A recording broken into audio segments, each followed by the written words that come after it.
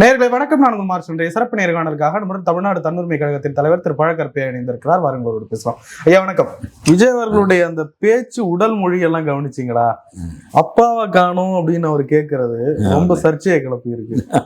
ஆனா உண்மையிலே அப்பாவை காணும் நான் கேட்குறேன்.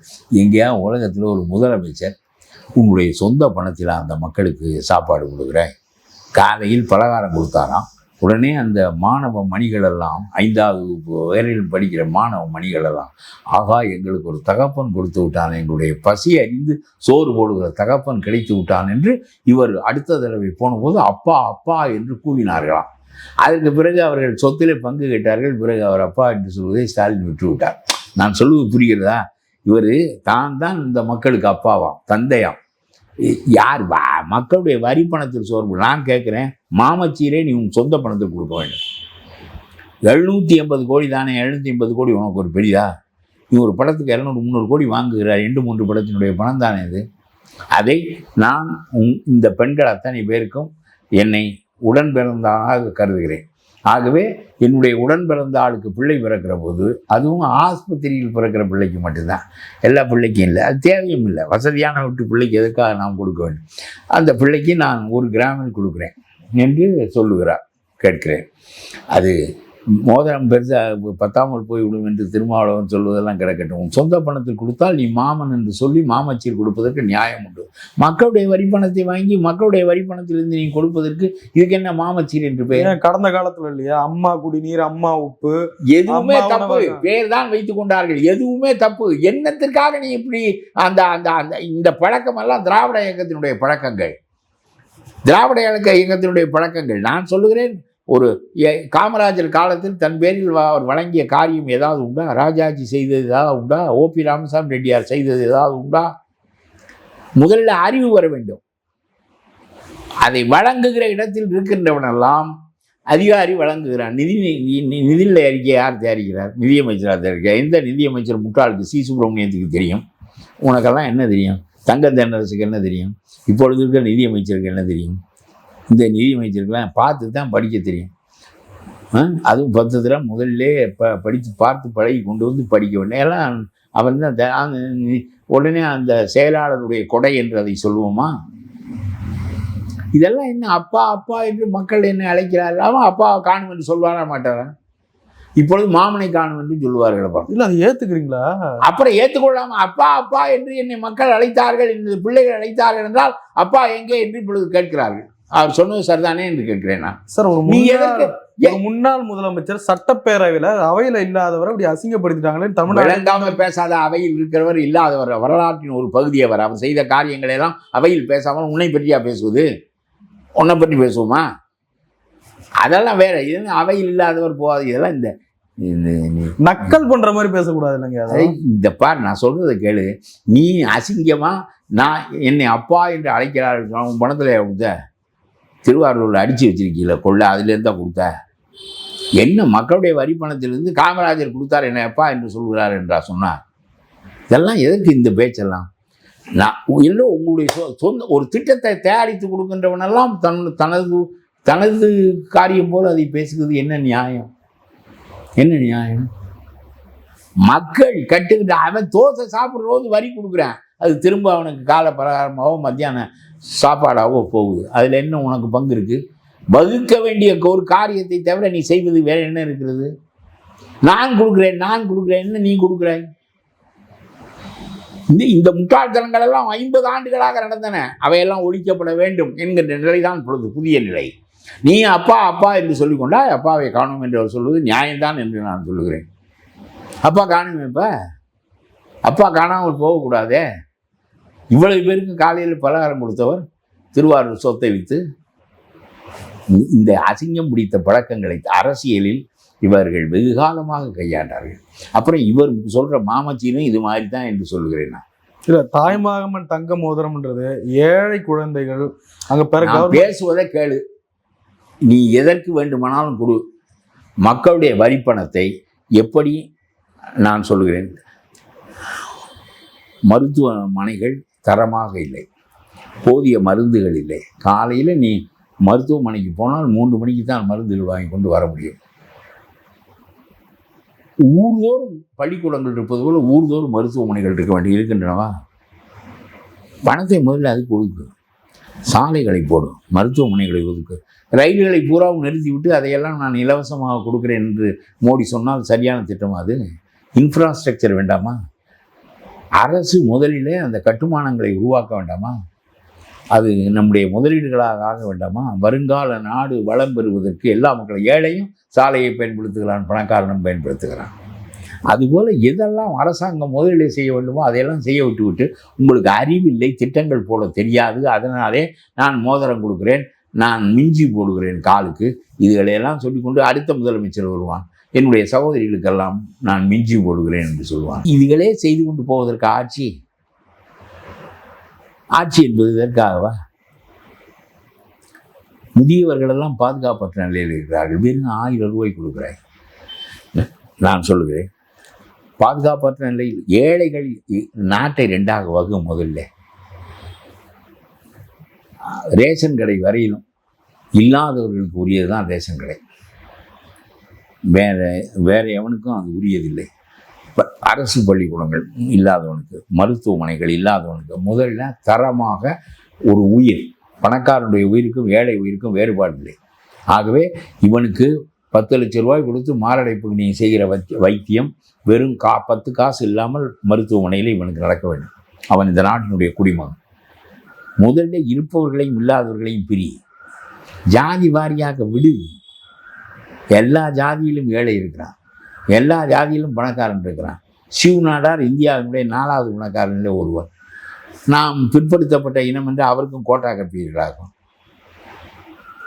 இல்லாதவன் எல்லாரும் இல்லாதவன் தான், எந்த ஜாதியாக இருந்தாலும் அவன் இல்லாதவன் தான். வறுமை ஒரே மாதிரி தான் எல்லாரையும் சுடுகிறது.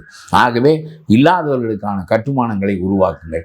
சும்மா நான் மிஞ்சி கொடுக்குறேன், நான் மோதிரம் கொடுக்குறேன், உன் பணத்திலிருந்து கொடுக்குறேன், 700 கோடி உன்னிடம் இல்லை நான் கேட்கிறேன், சொந்த மாமன் என்று முறை கொண்டார். அப்பொழுது சொல்லு, நீங்கள் எல்லோரும் என்னுடைய சகோதரிகள், ஆகவே நான் உங்களுடைய பிள்ளைக்கு மோதிரம் போடுகிறேன், என்னுடைய சொந்த பணத்திலிருந்து போடுகிறேன், போடு. எம்ஜிஆர் வாழ்நாள தான் சம்பாதித்ததை கொடுத்து கொண்டே தான் இருந்தார்.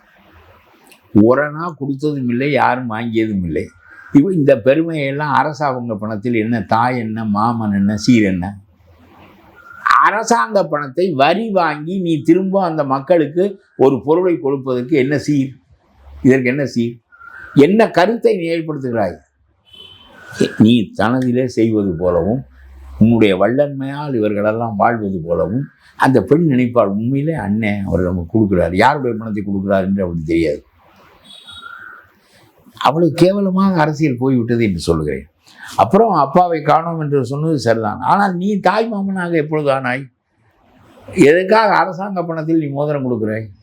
தேர்தல் மோதிரத்தை கொடுத்து விட்டு தாய் மாமன் என்று எதற்கு சொல்லிக் கொடுக்குறாய்? உன்னுடைய பணம் அது. நீ ஒரு ஆளாக ஒரு முடிவு செய்ய முடியாது என்பது உனக்கு தெரியுமா? இந்த முட்டாள்கள் உன்னை எவ்வளவுதான் பெரிய தலைவர் என்று சொன்னாலும், உன்னுடைய மூளை தான் எல்லாம் என்று சொன்னாலும், மந்திரி சபை எடுக்கின்ற முடிவு மட்டும்தான் சட்டப்படி செல்லும். அதே மாதிரி 234 உறுப்பினர்களும் எடுக்கின்ற முடிவு தான், சபை எடுக்கின்ற முடிவு தான் சட்டமாகும். சும்மா மற்றவனெல்லாம் இந்த புதுக்கோட்டை விஜயபாஸ்கர் அளவுக்கு வந்து விட்டான், எவனாவது ஒருவன் வெற்றி பெற்று தருவான் என்றால் அவனிடம் போய் நத்தி படைத்து காலை நக்கி வாழுகின்ற கூட்டமாக தமிழ் கூட்டம் ஆகிவிட்டது. பதவி என்று ஓடுகிறான், இங்கிருந்து அங்கே ஓடுகிறான், வழக்கு வந்து விடுமோ என்று பயப்படுகிறான், மந்திரி பதவி கிடைக்காதா என்று பரிதவிக்கிறான். எல்லா ஜாதியிலும் எல்லாம் தமிழன். டில்லி நகரிலும் பாத்திரம் தூக்கி திரிவான் தமிழன் இன்னாட்டு மன்னன் என்று கண்ணதாசன் பாடினான். பிச்சை பாத்திரத்தை ஏற்றுக்கொண்டு வெற்றி பெற்றவனுக்கு பின்னாலெல்லாம் தெரிந்து கொண்டு. ஆக நான் சொல்லுகிறேன், பெரிய வரலாற்று மாறுதலை நோக்கி தமிழ்நாட்டு மக்கள் உன்னை தள்ளி இருக்கிறார்கள். நீ சொல்ற மாதிரி சின்ன பிள்ளை சொன்னதுனால ஓட்டு போட்டான் என்பதெல்லாம் முட்டாள்கள் பேசுகிற பேச்சு. ஒரு சின்ன பிள்ளை சொல்வதற்காக போட மாட்டான். நொந்து போன மக்கள், எவனாவது கிடைக்க மாட்டானா என்று எதிர்பார்த்த மக்கள், நீ பலம் இல்லையா என்று நினைக்கவில்லை, எவன் ஒழிக்கப்பட வேண்டும் என்பதை நினைத்தார்கள். அவனை இந்த தடவை ஒழித்து விடுவோம், இன்னொரு கட்சி கொஞ்சம் மக்களிடம் தொடர்புடைய கட்சி போல தெரிகிறது, அவனை உண்டாக்கி வைத்து பார்ப்போம் எப்படி வருகிறது என்று முடிவு செய்வோம் என்று கருதி உனக்கு வாக்களித்தார்கள். அதனால தான் 2 பேரையும் ஒழித்தார். அவனுக்கு மாற்றி இவன் என்கின்ற நிலையையும் ஒழித்தார்கள். அவனை பூரா நீ கூட்டிக் கொண்டு வைத்து கொண்டு என்ன செய்ய போகிற? நான் சொல்கிறேன், இது வேலுமணியை கூப்பிடுவதை துரைமுருகனை கூப்பிடு கொஞ்சம் விவரமாக இருக்கும் என்று சொல்லுகிறேன். எல்லாம் ஒரே ஊழல், எல்லாம் புழல் சிறை காணாது. இவர்களை பூரா கொண்டு போய் வை, சொன்ன செய்திகளை நிறைவேற்று. சும்மா உனக்கு ஒன்றும் புரியவும் இல்லை, செய்யவும் இல்லை. அதுக்கு தான் சொல்கிறேன், நீ ஆலோசனை சொல்வதற்கு ஒரு சினிமாவுக்கு காட்சிட்டு வாங்குகிற ஒரு ஆளை, ஒரு பிஏயை, பர்சனல் அசிஸ்டண்ட்டை கொண்டு வந்து அரசுக்கு ஆலோசனை சொல்லுகிறவனாக வைத்திருக்கிறாயே, இந்த நாடு விளங்குமா என்று கேட்கிறேன். லாட்டரி சீட்டுக்காரன் மந்திரி, அப்புறம் இந்த இன்னொரு முட்டாள் ஒருத்தன் ஆலோசனை, அவன் ஒரு பெரிய அரசாங்க பதவி, அப்புறம் ஜோசியன் அரசாங்க பதவியிலேருந்து இப்பொழுது தான் எடுத்திருக்கிறார்கள். எத்தனை லட்சம் கோடியை வரவு செலவு செய்ய வேண்டும். அதை விட இந்த உரிமைகளை நீ மீண்டு தருவாயா என்று நான் நினைக்கின்றேன். அதிகாரி திட்டம் போட்டு விடுவான். நான் சொல்கிறது தெரியுதா? அதிகாரிக்கு என்ன சம்பளம் போக வேண்டும், எவ்வளவு படி போக வேண்டும், எல்லாம் அவன் எடுத்து கொண்டு விடுவான். அப்புறம் கொஞ்சம் இருக்குது, இது என்ன செய்வோம், சாலை அமைப்போம் என்றால் சாலை அமைப்போம், மோதிரம் போடுவோம் என்றால் மோதிரம் போடுவோம். அது உன்னுடைய மூளைக்கு விட்டு விடுவேன். நீ சொன்னீன்னா அதுக்கும் திட்டம் தயாரித்து கொடுப்பேன். 1 கிராமில் மோதிரம் கொடுக்கலாம், இவ்வளவுதான். அவ்வளோதான் உன்னுடைய. நீ எப்படி இந்த பாராளுமன்ற இடங்களை மீட்டு தரப்போகிறாய்? சதி செய்கிறார்கள் என்று சொல்லுகிறாயே, இந்த சதியிலிருந்து எப்படி நீ மீட்பாய்? மைய அரசும் கர்நாடக அரசும் சேர்ந்து சதி செய்வதாக அமைச்சர் சட்டசபையில் தெரிவிக்கிறார். இந்த சதியிலிருந்து எப்படி மீட்பாய்? மக்களை திரட்ட வேண்டும், நாடு முழுவதும் திரட்ட வேண்டும். ஒரு நாளைக்கு கதவடைப்பு செய்.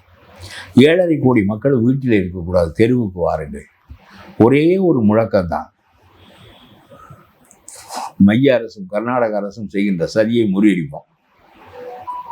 மேகதாது கட்டப்பட்டால் கட்ட இடத்துல மேகதாது இருக்காது, மீறி கட்டி விடுவாயா 7.5 கோடி மக்களை?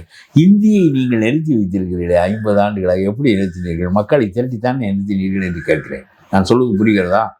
இந்தியை இன்றைக்கும் சட்ட புத்தகத்தில் இந்தி தான் என்று இருக்கிறது, அரசியல் சாசனத்தில் இந்தி தான் என்று இருக்கிறது. 75இல் 15 ஆண்டுகளுக்கு பிறகு இந்தியா தேசிய மொழி ஆகிவிடும் என்று திணித்தார்களே, நடந்ததா என்று கேட்கிறேன் நான். ஒரே ஒரு மாநிலம் முனைப்பாக நின்றது, சட்டத்தை எரித்தது, சிறைக்கு போனார்கள், கொளுத்தி கொண்டு செத்தார்கள், நாடு திரண்டு நின்றது. இன்றைக்கு வரையிலும் இந்தியை நிறைவேற்ற முடியவில்லையே. சும்மா உத்தரப்பிரதேசத்தில் தானே பேசி கொண்டிருக்கிறாய். அது மாதிரி இந்த மேகதாதுவை கட்டவிடாத அளவுக்கு மக்களை திரட்ட வேண்டும் என்று சொல்கிறேன். அப்பொழுதுதான் மைய அரசின் சதியையும் கர்நாடக அரசின் சதியையும், சும்மா இந்த புசிக்கு எழுதி கொடுத்து இந்த ஆள் படிக்கிறார். எப்படி நீ அதை எதிர்த்து போராடுவாய் சொல்லு. அதற்கு புதிய தீர்ப்பாயம் போதுமா என்று சொல்லு. புதிய தீர்ப்பாயம் பழைய தீர்ப்பாயத்தின் தீர்ப்புகளின் மீது கை வைத்தால் அதற்கு என்ன தீர்வு என்று சொல்லு. இதுக்கு எத்தனை ஆண்டுகள் ஆகும் என்று சொல்லு. இந்த மாதிரி எண்ணமே கர்நாடகத்துக்காரனுக்கு ஏற்படக்கூடாது. ஏற்பட்டால், முன்பு போர் நடந்தது மன்னர்களின் காலத்தில், படையெடுத்து வந்தார்கள் உன்னுடைய அணையை உடைப்பதற்கு. இப்பொழுது தேவையில்லை. மக்கள் திரண்டு நின்றே அந்த மேகதாது அணையை கட்டப்படாமல் செய்து விடுவார்கள். இந்தியை நாங்கள் எப்படி மக்களை திரட்டி தடுத்து நிறுத்தினோமோ அதுபோல் உன்னுடைய மேகதாது அணையையும் தடுத்து நிறுத்துவோம் என்று மக்களை உணர்வு பூர்வமாக இதை எதிர்கொள்வதற்கு தயார் செய்யாமல், சும்மா ஸ்டாலின் மகன் கொடுத்தாராம், அந்த தலைவர் வாங்கி சொருகி கொண்டாராம் சட்டத்தில். 2 பேரும் விவரம் இல்லாத ஆளுங்கட்சிக்கும் விவரம் இல்லை, எதிர்கட்சிக்கும் விவரம் இல்லை. ஒரு விவரமானவன் அந்த எதிர்கட்சி தலைவரை போடலாம்ல, போட்டால் அப்புறம் அது என்ன, அந்த மந்திரி பதவிக்குரிய மரியாதையெல்லாம் வேற ஆளுக்கு கொடுக்க முடியுமா? அவ்வளவு வேகமாக எங்களுக்கு தகுதி இருக்கிறது என்று கேட்பதற்கு அங்கே ஆள் இருக்கானா திமுகவில்? நீதி கட்சி போல் திமுக அழிந்து விட்டது, அழியும். இன்னொரு நீதி கட்சி திமுக நான் சொல்கிறேன். ஆனால் இந்த கட்சி எந்த அளவுக்கு இந்த நாட்டு மக்களுடைய உரிமைகளை பெற்று தருவதற்கு தகுதியானது என்பதை காலம்தான் சொல்ல வேண்டும். மீண்டும் திமுக தலை தூக்குவது மீண்டும் பழைய எல்லாவற்றையும் கொண்டு வந்துவிடும். எந்த டெண்டர் போட்டாலும் காசு, எந்த டிரான்ஸ்ஃபருக்கு காசு. ரொம்ப அழகாக இந்த இந்தி சிபிஎஸ்சி சங்கத்தினுடைய தலைவர் சொன்னார். சிபிஎஸ்சி பள்ளிக்கூடத்திற்கு அனுமதி கேட்டார். இன்றைக்கு வேறு ஒரு சொல்லியிருக்கிறார், இலவசமாக நான் பள்ளி கட்டி தருகிறேன் ஏழைகளுக்கு என்று நான் அனுமதி கேட்டேன், அதற்கு காசு கேட்ட பாவிகள் என்று ஒருவர் தென்காசியிலிருந்து சொல்லியிருக்கிறார். இலவசமாக பள்ளிக்கூடம் கட்டி தருகிறேன் மக்களுக்கு, என்னுடைய சொந்த பணத்தில் இந்த ஏழை பிள்ளைகளுக்கு எந்த சாதி மத வேறுபாடும் இல்லாமல் கல்வியை தருகிறேன், உயர்கல்வியை தருகிறேன் என்று சொன்னேன். அவர் வெம்பு என்பது அவருடைய பெயர். அவர் ஒரு பெரிய கோடீஸ்வரர், தென்காசிக்கார் ஒரு ஐயர். நான் அதற்கு காசு கேட்டார்கள் என்று சொல்லியிருக்கிறார்.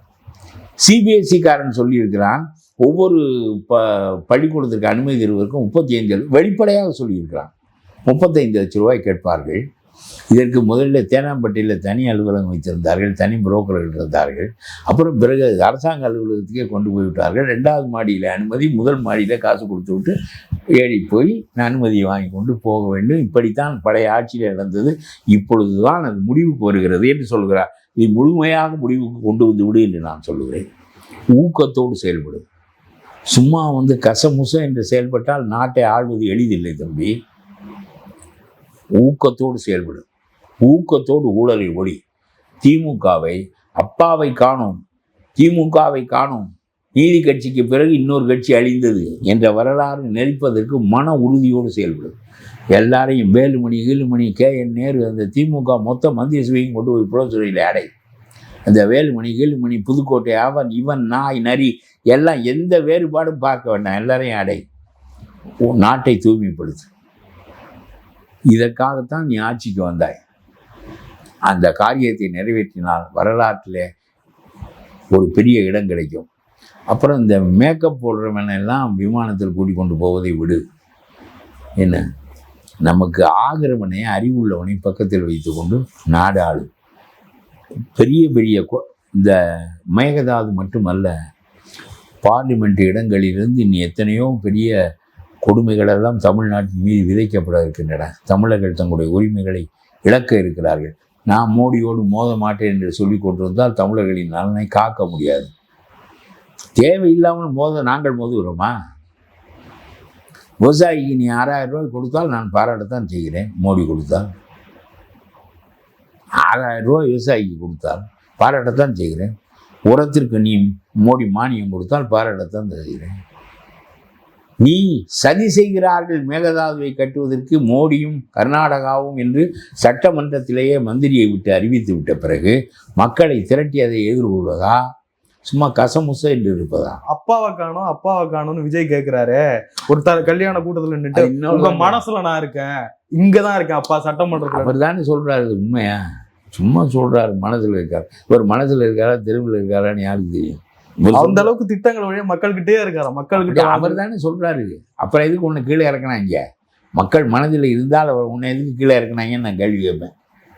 மக்கள் மனதில் தான் இருந்து எல்லாம் எதுக்கு உன்னை கீழே இறக்குனாங்க? நிச்சயமாங்க, நிறைய விஷயங்களை போயிருந்து கூட ரொம்ப நன்றிங்க.